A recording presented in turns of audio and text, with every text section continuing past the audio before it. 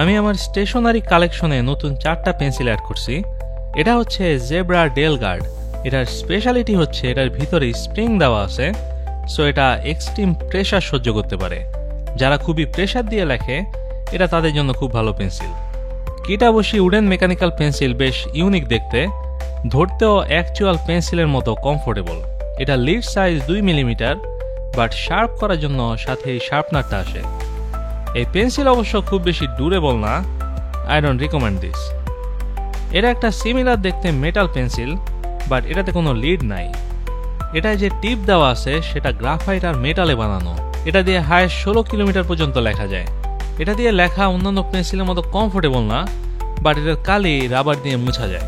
এই Sunstar knock free পেন্সিলে একটা engine আছে যেটা লিডটাকে কন্টিনিউয়াসলি বাড়ায়, সো আপনাকে বারবার এটা ক্লিক করে বাড়াতে হবে না। লিড ছোট হয়ে গেলে অটোমেটিক্যালি আসতে থাকে লিড শেষ হওয়ার আগে পর্যন্ত।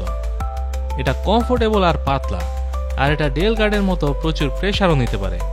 Overall one of the best mechanical pencil.